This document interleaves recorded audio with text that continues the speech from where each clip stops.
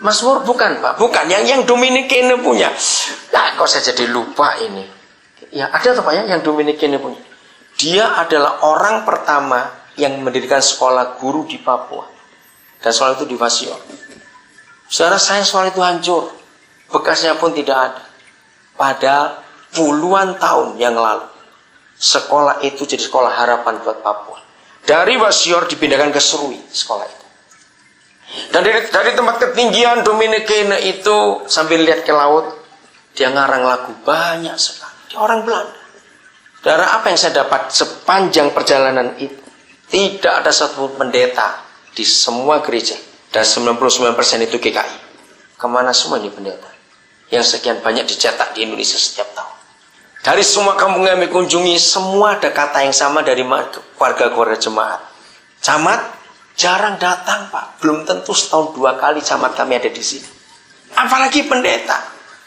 Satu kampung sudah sampai 3 tahun tidak pernah perjamuan kudus. 3 tahun, sampai saya nangis. Akhirnya saya dengar perjamuan kudus di situ. Kenapa saya tidak ada pendeta Pak yang datang ke sini? Dan jawaban mereka begini, Pak, orang-orang Buton jauh lebih rajin mengunjungi kami. Dengan perahu-perahu kecil mereka bawa dagangan ke sini daripada pendeta kami atau camat kami. Orang Buton lebih rajin. Bayangkan. Waktu itu ketua sinodenya masih Pak Pendeta Saud. Saya telepon langsung, bilang, Pak Saud, saya baru dari desa-desa ini. Apa jawaban Pak Saud? Saya juga sedih Pak, tapi saya nggak bisa apa-apa. Kan ini sistem, saya nggak bisa merubah sistem.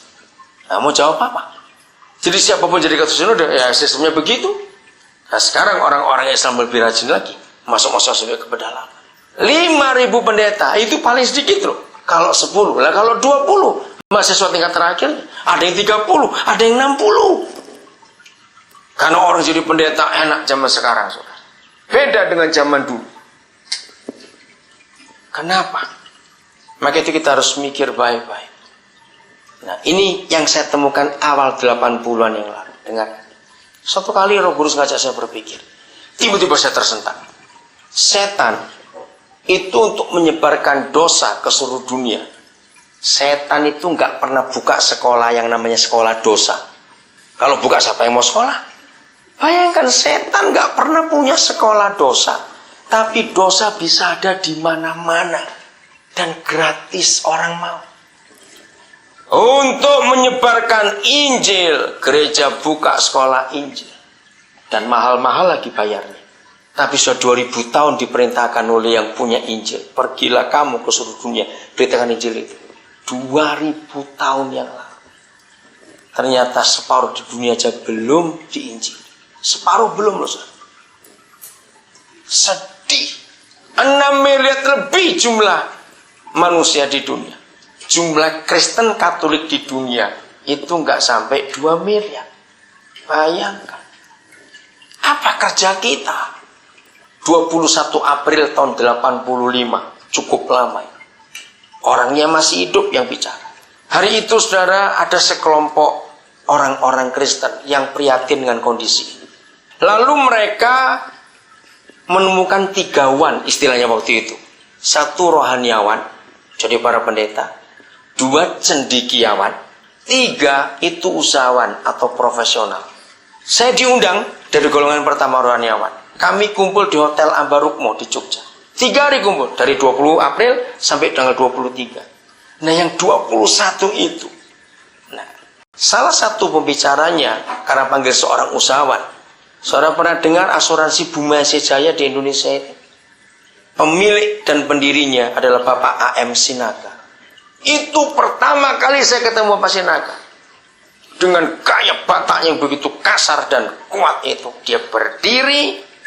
Saya pertama tersinggung duluan. Tapi setelah dia ngomong saya bertobat. Dia bilang begini. Kalau Tuhan itu seperti saya pecat semua pendeta ini. Wih, apa enggak tersinggung? Saya pendeta di situ. Saya pecat semua pendeta ini. Jangan marah dulu.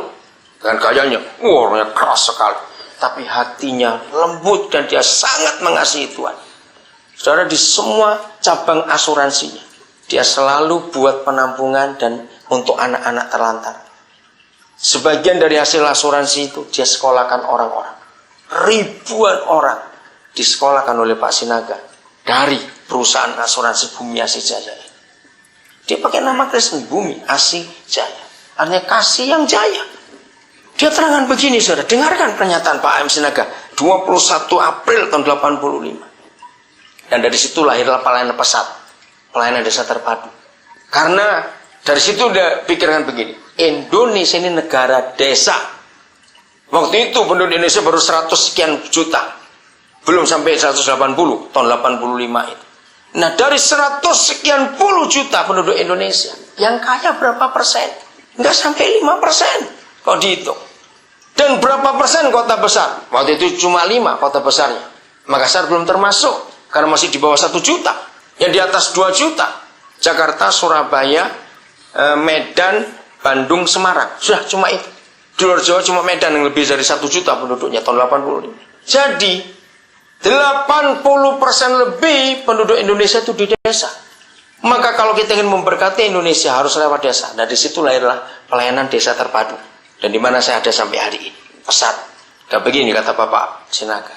Bayangkan 2000 tahun yang lalu pemilik perusahaan ini, dia mengartikan Yesus itu pemilik perusahaan gereja ini, memberi tugas kepada karyawannya, pergilah kamu beritakan Injil ke seluruh dunia. Dan pemiliknya mau datang lagi.